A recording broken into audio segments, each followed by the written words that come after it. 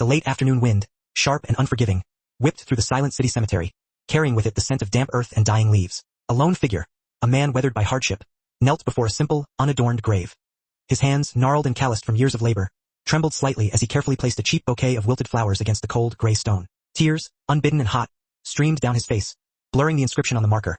A name he could never, would never, forget. Behind him, the fragile peace was shattered by a voice, cold and controlled, laced with an undercurrent of barely suppressed grief. That's my husband's grave. Who are you? And why are you crying here? He froze, every muscle in his body tensing. Slowly, reluctantly, he turned. Standing there, framed against the stark backdrop of towering monuments, was a woman. She was impeccably dressed in an expensive, tailored coat that spoke of wealth and privilege, but her eyes were sharp with a grief that mirrored his own, yet burned with suspicion. He instinctively clutched the wilting flowers tighter, their fragile stems digging into his calloused palm. What was he, a poor, struggling single father, doing at the grave of a millionaire's husband? The question hung unspoken in the air between them. The man rose slowly, his joints protesting with a soft creak. His worn jacket, thin at the elbows and faded from countless washings, offered little protection against the biting wind. His boots, cracked and scuffed, bore the silent testimony of too many harsh winters. I'm sorry, he stammered, his voice cracking with emotion. I didn't mean to intrude. The woman took a step closer, her gaze unwavering. The luxurious fabric of her coat whispered softly as she moved. Her face, though carefully composed, carried the unmistakable mark of exhaustion. The kind that money couldn't erase, the kind that seeped into the soul. You didn't answer my question, did you? Her tone softened slightly, revealing a flicker of curiosity beneath the pain. Who are you? He looked down at the grave, at the name etched into the stone with such stark finality. The letters seemed to weigh heavier than the stone itself. My name is Evan. Your husband, he saved my life. Miranda Grant went utterly still, her face a mask of disbelief. What do you mean? Evan's hands tightened around the bouquet, crushing the delicate petals.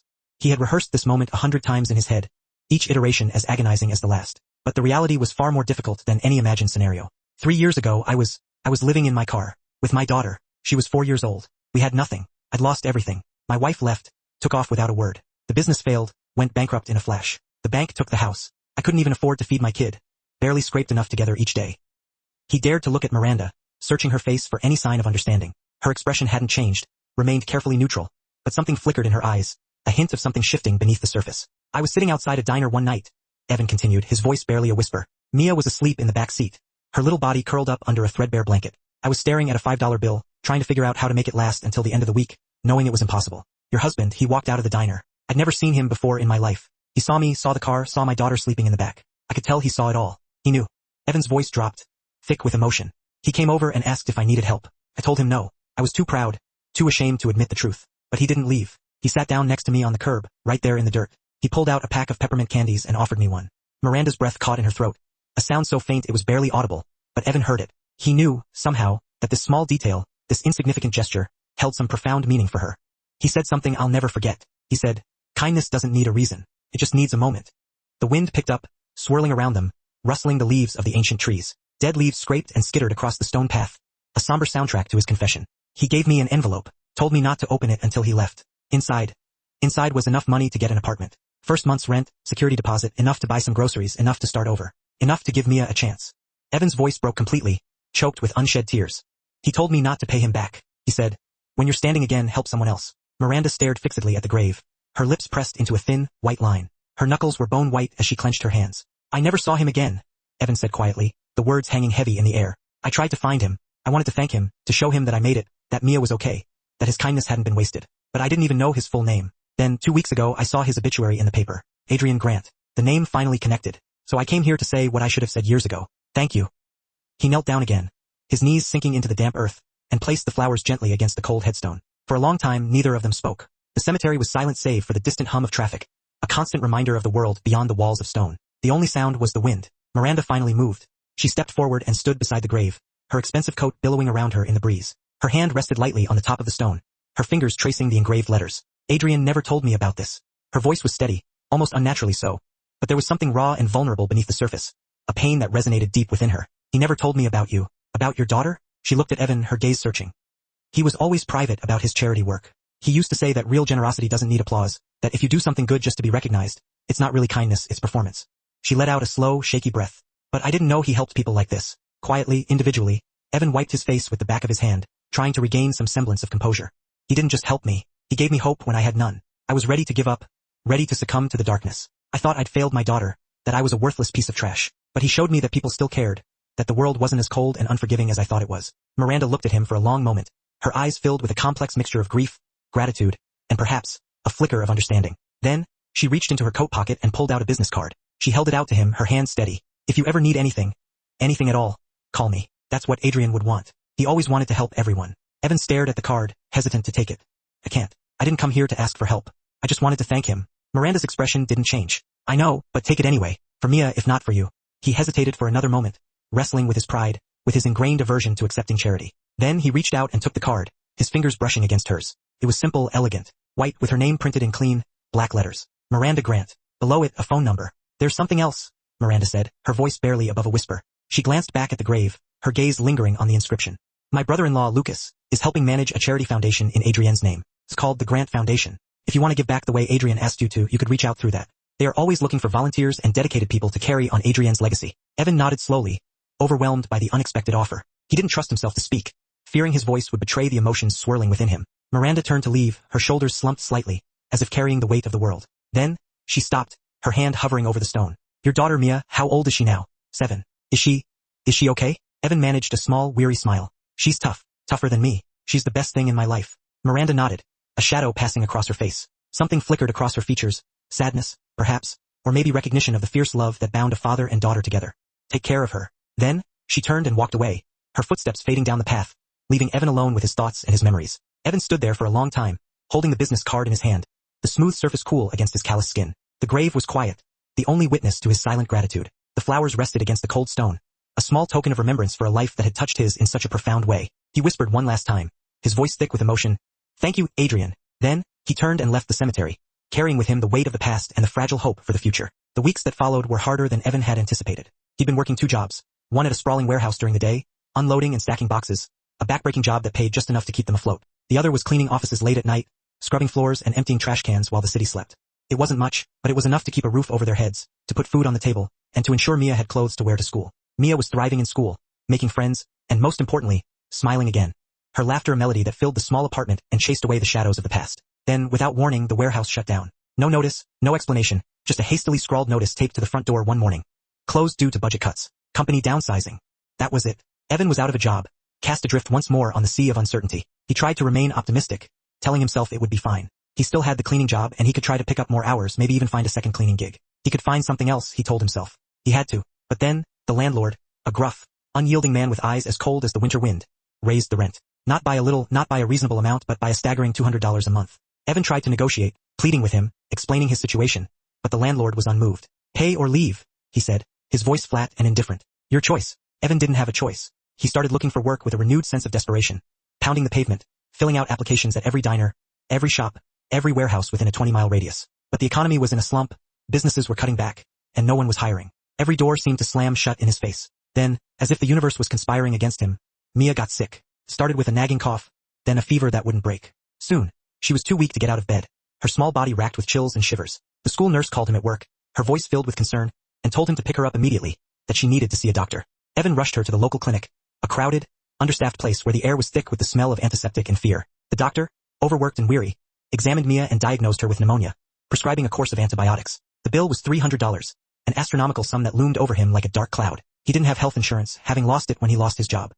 He paid with the last of his savings, the money he'd been carefully hoarding for a rainy day, a day that had finally arrived with a vengeance. 2 days later, Mia wasn't getting better. The fever climbed higher, burning her skin to the touch. She was shivering uncontrollably, huddled under every blanket they owned, her small frame trembling with the force of the chills. The apartment was cold and damp, the heat having stopped working weeks ago. The landlord kept promising to fix it, but the promise remained unfulfilled, another broken vow in a long list of disappointments. Evan sat on the edge of her bed and watched her sleep, his heart aching with worry. Her breathing was shallow and labored, her skin too pale, her small face gaunt with illness. He felt the walls closing in around him again, the same suffocating walls he thought he'd escaped, the walls of poverty, despair, and helplessness. He went into the small, cramped kitchen and opened the drawer where he kept important papers, bills, receipts, a few old photos that served as precious reminders of happier times, and the business card Miranda had given him at the cemetery. He stared at the card for a long time, his mind a whirlwind of conflicting emotions. He didn't want to call. He didn't want to be that person again, the person who needed saving, the person who was always begging for help. But Mia coughed in the other room, a wet, rattling sound that made his chest tighten with fear. He knew in that moment that he had no choice. Evan picked up his phone, his hands shaking so violently he could barely dial the number on the card. It rang twice, each ring echoing in the silence of the apartment, amplifying his anxiety. Then, a voice answered, a familiar voice that sent a jolt of both hope and dread through his veins. "Hello?" It was Miranda. Evan closed his eyes, took a deep breath and spoke. Miranda, this is Evan. We met at the cemetery. I don't know if you remember. There was a brief silence on the other end of the line, a moment that stretched into an eternity. I remember, Evan. What's wrong? He tried to keep his voice steady, to mask the desperation that threatened to overwhelm him. I'm sorry to bother you. I didn't want to call, but my daughter is sick, really sick, and I don't have anywhere else to turn. He heard her breathe on the other end of the line, a soft, almost imperceptible sound. Where are you? He told her the address, reciting the familiar numbers with a sense of shame. Stay there, Evan, Miranda said, her voice firm and resolute. I'm coming. The line went dead. Evan stood in the kitchen, phone still clutched in his hand, staring blankly at the peeling wallpaper. He didn't know what he'd just done. Didn't know if it was the right choice or the biggest mistake of his life. Didn't know if he had made a terrible decision for Mia. But Mia coughed again, a weak, rattling cough that echoed through the small apartment, and he knew he'd made the only choice he had, the only choice a father could make. Miranda arrived 40 minutes later. Evan heard the car pull up outside, the quiet hum of a powerful engine. He looked through the window and saw a sleek, black sedan, clean and expensive, its polished surface gleaming under the dull streetlights. Miranda stepped out, wearing the same tailored coat from the cemetery, her face drawn and pale. He opened the door before she could knock, his heart pounding in his chest. Thank you for coming, Miranda, Evan said quietly, his voice filled with gratitude and shame. I'm so sorry to bother you. I didn't know who else to call. Miranda looked past him into the dimly lit apartment, her eyes taking in the peeling paint, the cracked tiles, the thin curtains that offered little protection from the cold. She could see her breath fogging in the air. Where's your daughter? In the bedroom. She's sleeping, although it's not a peaceful sleep. She coughs constantly. Miranda walked inside without waiting for an invitation, her presence filling the small space with a strange mixture of warmth and authority. She moved through the cramped living room quickly, taking in the threadbare furniture, the faded photographs on the wall, the overall sense of poverty and despair that permeated the atmosphere. She pushed open the bedroom door and entered without hesitation. Mia was curled up under 3 blankets, her small body barely visible beneath the layers of fabric. Her face was flushed with fever, her cheeks burning red. Her breathing was uneven and labored, each breath a struggle. Miranda knelt beside the bed and placed a hand gently on Mia's forehead. Too hot, she murmured, her brow furrowed with concern. How long has she been like this? Evan stood in the doorway, his shoulders slumped with exhaustion and worry. His voice was tight with emotion. 2 days. The clinic gave her antibiotics, but they're not working. They said to bring her back if she got worse. But I don't have the money for a hospital. I spent everything I had on the clinic visit and the medicine. I'm out of options. Miranda stood and turned to face him, her eyes filled with a mixture of pity and determination. Pack what you need, Evan. You're both coming with me. Evan blinked, his mind struggling to comprehend her words. I can't ask you to do that, Miranda. It's too much. You're not asking, Miranda said, her tone leaving no room for argument. I'm telling you, this apartment is freezing. Your daughter needs warmth and rest, and proper medical care. I have a guest house behind my property. It's empty, clean, and heated. You'll stay there until she's better, until she is completely recovered and healthy. Evan opened his mouth to protest, to explain why he couldn't possibly accept such an extravagant offer. But Miranda cut him off, her voice unwavering. Adrian would want this, Evan. You know he would. He would never leave a child suffering in the cold. He would want me to help. He helped you. That stopped him, the mention of Adrienne's name silencing his objections. He knew deep down that Miranda was right. Adrian would have done the same thing. Evan looked at Mia, her small face pale and feverish, then back at Miranda, her expression firm and resolute. Okay, he said softly, his voice barely audible. Okay, thank you, Miranda. Thank you. He moved quickly, driven by a renewed sense of purpose. He grabbed a worn duffel bag from the closet and threw in Mia's clothes, her favorite pajamas, a few books, and her most prized possession, a small, stuffed rabbit with one floppy ear, a constant companion that had seen her through countless sleepless nights. Miranda carefully lifted Mia from the bed, cradling her gently in her arms. The girl stirred slightly but didn't wake, her body limp and heavy with fever. She was light, Evan thought, too light. They left the apartment, the door clicking shut behind them, and walked out into the cold night air. Miranda carefully placed Mia in the back seat of the car, securing her seatbelt with a gentle hand. Evan sat beside her, cradling Mia's head in his lap, stroking her hair with a tenderness that only a father could possess. Miranda drove without speaking, her eyes fixed on the road ahead. The streets passed in silence, the city lights blurring into streaks of color. 20 minutes later, they pulled through a gated entrance and drove up a long, winding driveway, lined with towering trees that cast long shadows across the manicured lawn. The main house was massive and modern, a sprawling structure of glass and stone that seemed to glow with an inner light. Behind it, connected by a stone path that meandered through a meticulously landscaped garden, was a smaller structure, the guest house. Miranda parked the car in front of the guest house and helped Evan carry Mia inside. The space was warm and inviting, a stark contrast to the cold, damp apartment they had left behind. There was a cozy living room with a crackling fireplace, a fully equipped kitchen, and 2 comfortable bedrooms. It felt like a dream, a haven of comfort and security that Evan had only dared to imagine. Miranda pointed to the first bedroom, her voice gentle. Put her in there. I'll call my doctor. He'll come and examine her, make sure she gets the treatment she needs. Evan laid Mia down on the bed, his hands trembling slightly. The sheets smelled faintly of lavender, a soothing scent that seemed to calm her restless sleep. He pulled the blanket up to her chin and brushed the hair from her face, his heart overflowing with a mixture of gratitude and fear. Miranda was already on the phone in the hallway, her voice firm but controlled as she spoke to her doctor. He would be there within the hour, she assured him, and would bring whatever medication Mia needed. Evan stood in the doorway and watched his daughter sleep, his mind filled with a chaotic jumble of thoughts and emotions. He felt the weight of everything pressing down on him again, the The shame of being dependent on someone else, the gratitude for Miranda's kindness, the fear that he was falling again into the same trap, relying on others instead of relying on himself, becoming a burden. But then Mia coughed softly, a dry, hacking cough that shook her small body, and he pushed the negative thoughts away, focusing only on her well-being, on doing whatever it took to make her better. Miranda ended the call and walked over to him, her eyes filled with concern. The doctor's on his way. He'll examine her and prescribe whatever she needs. Don't worry about the cost, Evan. Just focus on helping her get better. Evan's throat tightened with emotion. I'll pay you back, Miranda. I don't know how yet, but I will. I won't be in your debt forever. As soon as I am back on my feet, I will figure out how to pay you back. Miranda looked at him steadily, her gaze unwavering. This isn't about debt, Evan. This isn't about money. It's about helping someone in need. It's what Adrian would have done, and it's what I'm choosing to do. Please just accept my help, not as a loan, but as a gift. She walked toward the door, her hand hovering over the knob. There's food in the kitchen, Evan. Use whatever you need. Make yourself at home. I'll be in the main house if you need anything at all. Don't hesitate to come get me if anything changes. Then, she left, leaving Evan alone in the guest house. The silence broken only by the crackling of the fire in the living room. The warmth of the fire wrapped around him like a comforting embrace, a sensation he'd almost forgotten existed. He sat down on the soft, plush couch and put his head in his hands, overwhelmed by the events of the day. The doctor came and went, examining Mia thoroughly, prescribing stronger antibiotics and a nebulizer to help her breathe. He assured Evan that she would recover with proper care and rest. Mia's fever broke 2 days later, the burning heat finally subsiding. The color returned to her face, her eyes regained their sparkle, and she started eating again, her small appetite slowly returning. She was getting better, stronger, and Evan felt a wave of relief wash over him, lifting the burden of worry that had been weighing him down. Evan stayed in the guest house, tending to Mia, but he couldn't sit still, couldn't bring himself to relax. Every time he tried to rest, the guilt crept back, gnawing at his conscience. He didn't belong here, in this world of luxury and privilege. He was taking advantage of Miranda's kindness, imposing on her generosity. He needed to do something, anything, to earn his keep, to repay her in some small way. On the third day, when Mia was resting comfortably, he decided to explore the property. The grounds were large and well kept, but he noticed small things that needed attention, loose stones in the path, weeds creeping through the flower beds, a gate hinge that squeaked with every movement. He found some tools in a shed near the main house and started working, his hands finding solace in the familiar rhythm of physical labor. He fixed the gate, pulled the weeds, reset the stones, restoring order to the small imperfections. It wasn't much, but it felt like something, a way to contribute, to show his gratitude. Then, as he was walking through the garden behind the main house, he saw the wind chime. It hung from a sturdy branch in a small, flowering tree, its delicate wooden pieces weathered and cracked by the elements. Some of the strings had broken, and several of the chimes were missing, gone to the wind. It swayed gently in the breeze, but made no sound, its melody silenced by time and neglect. Evan stood there looking at it for a long time, a sense of sadness washing over him. He saw the wind chime as a reflection of his own life, broken, worn, and silent. He reached out carefully, took it down, and brought it back to the guest house.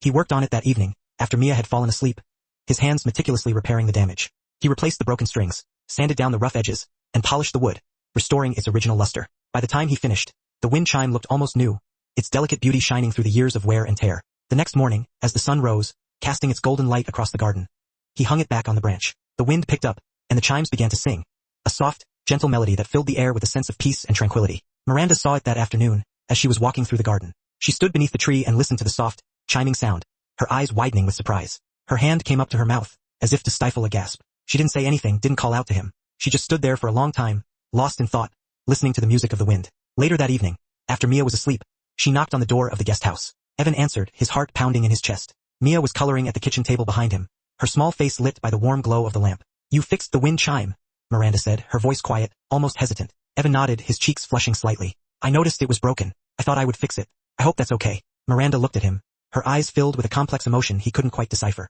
Adrian hung that chime 5 years ago on our anniversary. It broke last winter during a terrible storm. I couldn't bring myself to take it down, but I couldn't fix it either. It was just too painful. She always loved the sound. She looked past him at Mia, who was humming softly to herself as she colored, her small world filled with joy and innocence. Thank you, Evan. Thank you for fixing it. Then she turned and walked back to the main house, leaving him standing in the doorway, the sound of the wind chimes echoing in his ears. The following week, Mia finished a drawing, a masterpiece she'd been working on for days, her small hands meticulously filling the page with vibrant colors. Colored pencils were scattered across the kitchen table, a testament to her dedication and artistic passion. When she was done, she held it up proudly, her eyes shining with excitement. Look, Dad. Evan leaned over to see, his heart swelling with pride. The drawing showed 3 figures standing under a bright, smiling sun. A man, a woman, and a little girl. They were holding hands, their faces radiating joy and happiness. That's beautiful, sweetheart, Evan said, his voice thick with emotion. It's amazing, Mia. You're a truly gifted artist. Mia beamed, her cheeks flushed with pride. Can I give it to Miss Miranda? Evan hesitated, unsure if it was appropriate.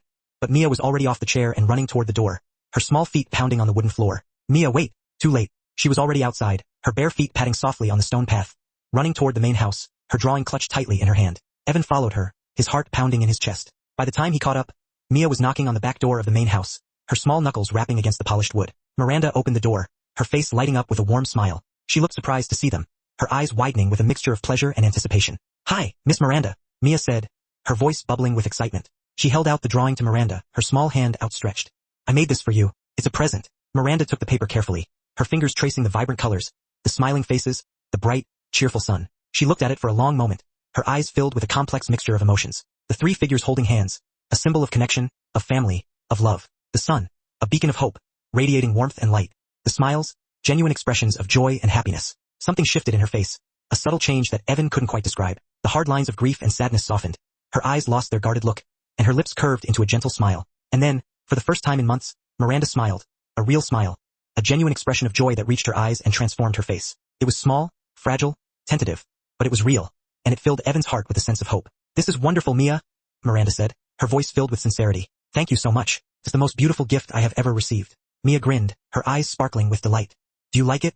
It took me hours." "I love it, Mia," Miranda said, her voice filled with warmth. "I'm going to hang it up in my office so I can see it every day." Miranda looked at Evan, her eyes meeting his. He saw something in her eyes he hadn't seen before.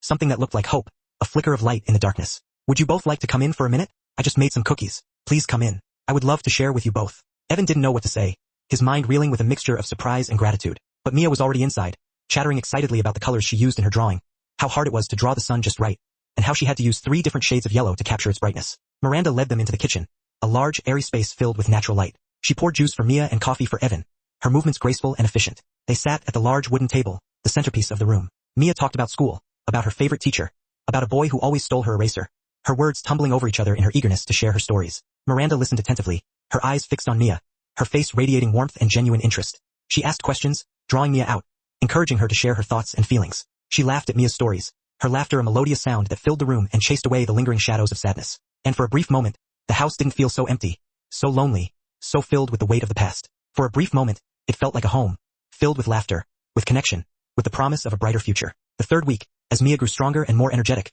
Miranda mentioned the charity foundation, the organization that Adrian had poured her heart and soul into. They were sitting outside in the garden, enjoying the warm afternoon sun. Mia was playing with a ball near the wind chime, its gentle melody drifting through the air, filling the space with a sense of peace and tranquility. "The foundation needs help, Evan," Miranda said, her voice thoughtful. "It's been difficult to manage since Adrian passed. My brother-in-law, Lucas, has been handling most of it, but we're understaffed, overworked, and struggling to keep up with the demand for assistance. We need more people, people who are passionate about helping others, people who are willing to dedicate their time and energy to making a difference in the lives of those in need." She looked at Evan, her eyes searching his. "You said you wanted to give back, to help people the way Adrian helped you. You wanted to honor her memory, to repay her kindness. If you're interested, there's a position available at the foundation, administrative work, organizing events, connecting with people who need assistance, helping to process applications, and managing the funds. It would be a paid position full-time with benefits." Evan stared at her, his mind reeling with the unexpected offer. A few weeks ago he was cleaning offices at night, struggling to make ends meet, barely able to keep his head above water.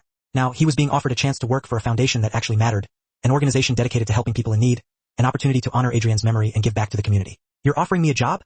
he asked, his voice barely above a whisper, his heart pounding in his chest. "I'm offering you an opportunity, Evan," Miranda said, her voice gentle but firm. "An opportunity to use your skills and your experiences to make a positive impact on the world. An opportunity to honor Adrian's legacy and to help others in the way she helped you. If you want it, the offer is yours."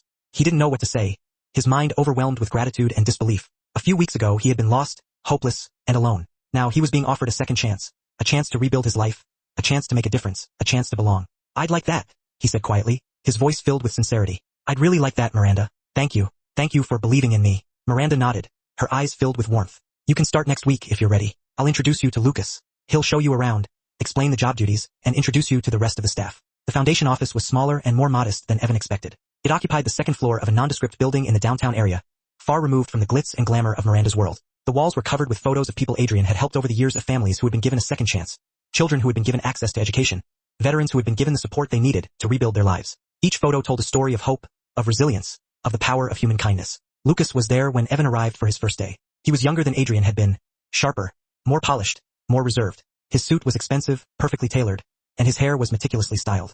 His handshake was firm, but cold, lacking the warmth and genuine connection that Evan had come to associate with Miranda. "So you're the guy my brother helped," Lucas said, his tone neutral, neither hostile nor particularly welcoming. "Miranda told me about you, said you needed work." Evan nodded, feeling a flicker of unease. He couldn't quite put his finger on it, but there was something about Lucas that made him uncomfortable, a sense of suspicion, a hint of resentment. Lucas walked him through the office, showing him the files, explaining the process for reviewing applications, how they decided who to help, how much to give, and how they tracked the progress of the recipients. It was a complex system, but Lucas explained it with efficiency and precision, his words leaving no room for ambiguity. On the desk in the corner of the office, near the coffee maker, sat a glass jar filled with peppermint candies, the familiar red and white stripes a comforting sight. Evan stopped, his eyes fixed on the jar, a wave of memories washing over him. Lucas noticed his gaze and followed his line of sight.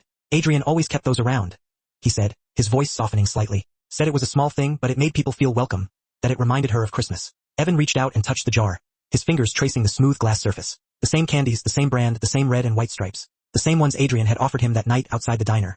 The night his life had changed forever. He gave me one of these, Evan said quietly, his voice. Evan walked to the kitchen, the linoleum cool beneath his bare feet. He felt like a ghost in someone else's life. He found a slightly crumpled piece of paper and a pen that looked like it had been chewed on by a small child. He needed to say something, anything, to explain why they were leaving, even if it was a feeble attempt. He wrote a note, keeping it simple, direct, stripping away all the swirling emotions inside him. Thank you. I don't want you to feel conflicted because of us. He left it on the polished wooden table, the cheap pen rolling slightly as the wood exhaled after he lifted it. Then, his gaze drifted to the refrigerator. He saw the drawing, the one Mia had painstakingly crafted with crayons. The three figures holding hands under a vibrant, almost blinding yellow sun. Miranda had kept it. It wasn't just stuck there. It was pinned with a heart-shaped magnet, like a precious artifact. Evan stared at it for a long, agonizing moment. He saw the hope in those stick figures, the innocent promise of a connection they couldn't sustain. Shame washed over him. He turned away, forcing himself to break the magnetic pull of the image. They walked out of the guest house. The morning air was crisp, biting at their exposed skin. Mia's small hand, however, was surprisingly warm in his. Can we say goodbye to Miss Miranda? Mia asked, her voice laced with a heartbreaking innocence. Evan's stomach clenched. Not this time, sweetheart, he said, his voice thick with regret. Mia started crying, quiet, helpless tears that spoke volumes about the void he was creating. Evan felt his chest tighten, a vice squeezing the air from his lungs. He wanted to scoop her up, shield her from the pain, but he knew he couldn't. He was the source of it. They walked down the gravel driveway, the crunch of each step a stark soundtrack to their departure. Through the wrought iron gate onto the quiet country road. The bus stop was half a mile away, a lonely beacon in the vast, indifferent landscape. They sat on the weathered wooden bench and waited, the silence between them heavier than any words could convey. Mia leaned against him, her face buried in his worn jacket, her small body trembling slightly. Evan put his arm around her, pulling her close, trying not to think about what came next. The uncertainty that stretched before them like a desolate highway. Miranda found the note 20 minutes later. She'd woken early, the thought of Evan and Mia already bright in her mind. She'd come to the guest house with a steaming thermos of coffee and a box of pastries from the local bakery. A small gesture, a ritual she'd started doing without really thinking about it, a symbol of the warmth she craved. But when she knocked, her knuckles rapping softly against the wooden door, no one answered. A knot formed in her stomach. She tried the door. It was unlocked, a silent invitation and a chilling warning. Inside, the house was empty, unnervingly silent. The beds were neatly made, the dishes were clean and stacked in the drying rack. But the air felt wrong, stagnant, like something vital had been taken away, leaving behind only a hollow echo. She saw the note on the table, its stark white a brutal contrast to the rich wood. Her hands shook, a tremor that started deep within her and rippled through her fingertips. As she picked it up, thank you. I don't want you to feel conflicted because of us. Miranda read it twice, the simple words a crushing weight on her heart. Then she looked around the room, her eyes frantically searching for some sign, some clue. The duffel bag was gone. The one Evan had carried with him like a shield. Mia's beloved stuffed rabbit, its fur matted and worn from countless hugs, was gone. The small, brightly colored shoes by the door, the ones Mia always kicked off the moment she came inside, were gone. She walked into Mia's room, her steps hesitant, her breath catching in her throat. The bed was neatly made, the floral patterned sheets pulled tight. On the pillow was the drawing Mia had been working on a few days ago, another picture of three people. This one had a house in the background, a whimsical structure with windows that glowed with warmth, and a windshield hanging from a tree, its delicate strands shimmering in an imaginary breeze. Miranda's breath caught, a sharp, painful gasp. She ran out of the guest house, across the dew-kissed garden, into the main house, her heart pounding against her ribs like a trapped bird. She grabbed her keys and her coat, the familiar weight of the wool a small comfort. Then she was in the car, a silver blur pulling out of the driveway too fast, the tires spitting gravel, her heart pounding, a frantic drumbeat against the silence of the car. She didn't know where they'd gone, but she had to find them. She had to. She drove through the familiar streets of the neighborhood, past the school, its playground empty and forlorn, past the park, where the swings swayed gently in the breeze. Her eyes scanned every sidewalk, every corner, every shadow. Nothing. Then, a flicker of memory, a desperate hope. She thought of the bus stop, the only logical place they could be going.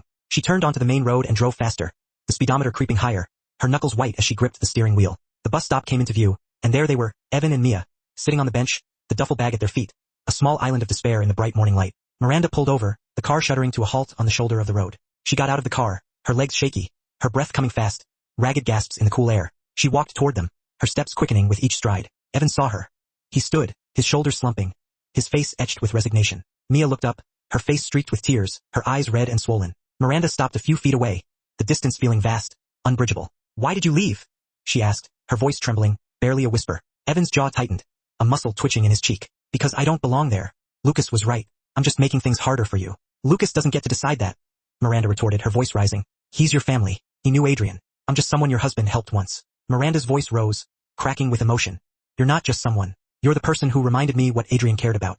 You're the person who fixed the windshield he loved. You're the person who made my house feel like a home again. Evan shook his head, a gesture of denial.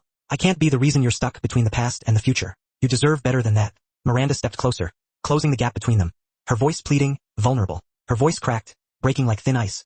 Do you know what the worst part of losing Adrian was? It wasn't the grief as crippling as it was. It was the loneliness. It was waking up every day in that empty house and realizing that no one needed me anymore, that I didn't matter to anyone. She looked at Mia, her heart aching for the little girl's pain, then back at Evan, her eyes filled with raw honesty. But then you called and you needed help. And for the first time in months, I felt like I had a purpose again. Like I wasn't just existing. I was living. Evan's voice was barely a whisper, a fragile sound lost in the vastness of his own insecurities. I don't want to be a burden. You're not a burden, Miranda insisted, her voice firm, unwavering. You're a gift. Mia tugged on Evan's sleeve, her small hand clinging to him, her eyes pleading. Dad, please, I don't want to leave. Evan looked down at his daughter, his heart breaking at the sight of her tears. Then at Miranda, the woman who had given them everything and asked for nothing in return. I'm scared, he admitted, his voice raw, honest. I'm scared that I'm not good enough, that I'll fail again, that I'll let you down. Miranda's eyes softened, filled with understanding and compassion. We're all scared, Evan, but we don't have to be scared alone. For a long moment, no one moved, the tension hanging in the air like a palpable thing. The wind picked up, rustling the leaves in the nearby trees, a sound like whispered secrets. A bus appeared in the distance, its headlights glinting in the morning sun, a symbol of the life they were about to leave behind. Then, Mia ran to Miranda, her small legs pumping, and wrapped her arms around her, burying her face in her coat. Please don't let us go, Miss Miranda, she sobbed, her voice muffled by the fabric. Miranda knelt down, her knees sinking into the damp earth, and held the little girl tightly, her arms enfolding her in a protective embrace. Tears streamed down her face, a mixture of relief, joy, and overwhelming love. I won't, she whispered, her voice choked with emotion. I promise. Evan picked up the duffel bag, its weight surprisingly heavy, and walked over to them, his steps hesitant, uncertain. Miranda looked up at him, her eyes shining through her tears. Come home, she said, her voice filled with hope. Evan nodded, a single, decisive movement. The bus drove past without stopping, its red lights blinking, a symbol of a path not taken. They didn't go back to the house right away. Miranda drove them to the cemetery instead, a place of quiet reflection and remembrance. They stood in front of Adrian's grave, the polished granite cool to the touch. The windshield hanging from the tree in Miranda's garden had the same soft, melancholic sound as the breeze moving through the headstones. A gentle melody that spoke of loss and love. Miranda stepped forward, her hand trembling as she reached out and placed it on the top of the stone, her fingers tracing the carved letters of his name. I've been holding on to you so tightly, she said quietly, her voice filled with a lifetime of memories. I didn't want to let go. I thought that if I moved forward, I'd be betraying you. Evan and Mia stood a few steps back, giving her space, respecting her grief. Miranda's voice was steady but full of emotion, a raw outpouring of her heart. But I know that's not what you would have wanted. You always told me that life was meant to be lived, fully and without reservation. That love wasn't something to hoard, to protect, but something to share, to give freely. She looked at Evan and Mia, her eyes filled with gratitude. You saved them once, Adrian. Now it's my turn. She knelt down and touched the flowers Evan had left weeks ago. A small bouquet of wildflowers that had long since wilted, their petals brittle and brown, but still there, a testament to a connection that transcended time and space. I'm not replacing you, she whispered, her voice choked with emotion. I'm honoring you by doing what you would have done, by opening my heart instead of closing it, by embracing life instead of hiding from it. She stood and turned to face Evan and Mia, her eyes clear, resolute. Thank you for giving me that chance. Evan didn't know what to say, his throat tight with emotion, so he just nodded, a silent acknowledgement of the profound shift that had taken place within him. Mia walked over to the grave and placed her small hand on the stone, her touch gentle, reverent. Thank you for helping my dad, Mr. Adrian, she said, her voice clear and innocent. I wish I could have met you. Miranda's tears came again, but this time they weren't just sad, a torrent of grief. They were something else, something lighter, something hopeful, something like peace. A car pulled into the cemetery lot, its tires crunching on the gravel. Lucas got out, his figure silhouetted against the bright morning sky. He walked toward them slowly, his steps measured, deliberate. Miranda turned, her body tensing, her muscles coiling. Lucas, she said, her voice barely audible. He stopped a few feet away, his expression unreadable, a mask of conflicting emotions. I came to apologize, he said, his voice quieter than Evan had ever heard it, stripped of its usual arrogance and authority. I was wrong about you, Evan, about what you were doing here. Evan didn't respond, his mind struggling to process the unexpected words. He didn't know what to say. Lucas looked at the grave, his gaze softening. Adrian used to tell me that kindness doesn't need a reason. It just needs a moment, a spark of empathy. I forgot that. I thought protecting his memory meant keeping everything the same, preserving his legacy in amber. But that's not what he would have wanted. He looked at Miranda, his eyes filled with remorse. He would have wanted you to be happy. And if these people make you happy, he paused, his voice catching in his throat, then that's enough. Miranda walked over to Lucas and hugged him, her arms wrapping around him in a gesture of forgiveness. He held her for a moment, then stepped back, his face still etched with sadness.